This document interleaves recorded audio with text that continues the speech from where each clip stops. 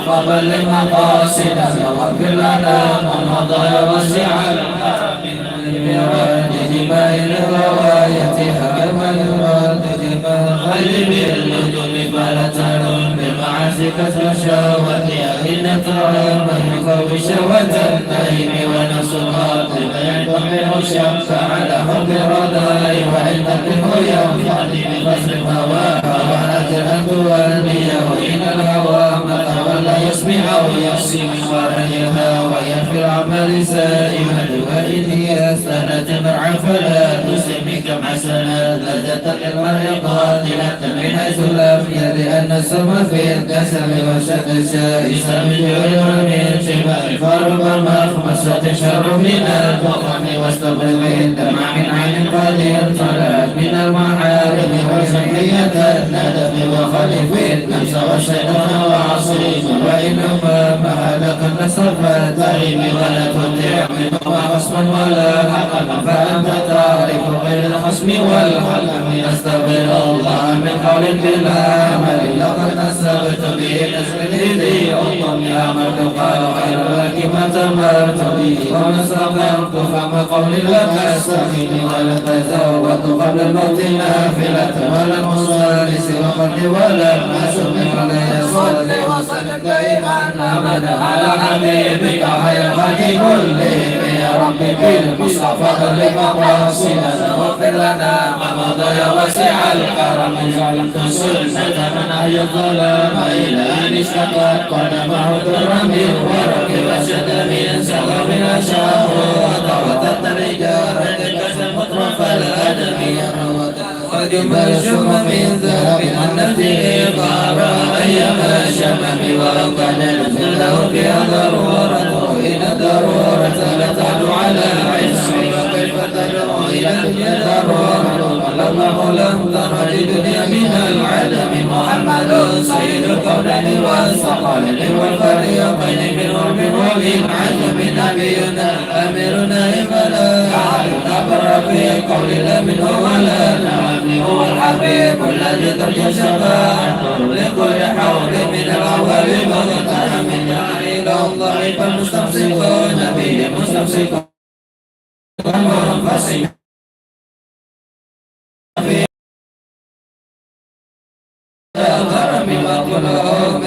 ملتمس من البرع رشفا من الديم وواقفون لديه عند الدين لنقطة العلم أو من شغلة الحكم وهو الذي تم معناه وصورته وصور صبر بالمنبر والنسب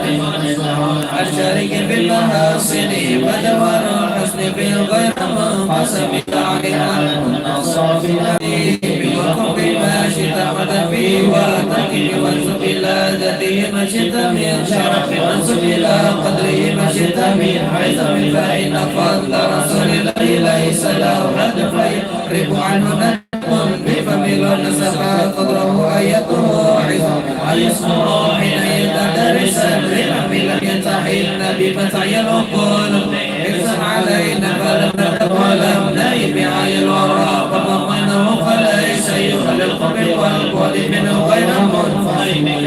تجحر بالعينين من بعد ساغرة وتكل طرفا من أمام فكيف يدرك في الدنيا حقيقة قوم نيام تسأل عنه بالحلم فمبلغ العلم به أنه بشر وأنه خير خلق الله كلهم أين أتى الرسل الكرام بها فإنما اتصلت من نوره بهم فإنه شخص فضل كواكب أنورها للناس في الظلم أكرم بخلق النبي زنه خلق بحسن مستمل بالبشر منتشر كزر في طرف والبدر في شرف والبر في كرم ودر في حمم ووفر من جلالته بأسكار حين تلقوه في حشم كأنما لؤلؤ المقنون في صدف من بعد نائمتك منه وحبة السفينة بيعدل وتطن وعظم وضب لمن تشك منه وملتئم مولاي صل وسلم دائما أبدا على حبيبك خير الخلق كلهم يا ربي بالمصطفى بل المقاصد واغفر لنا ما مضى واسع الكرم أبان مولده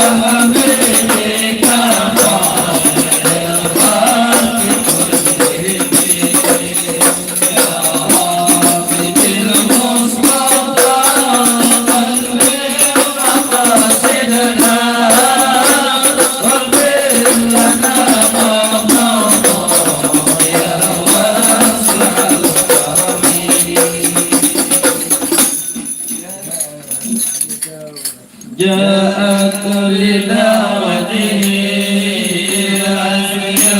حسن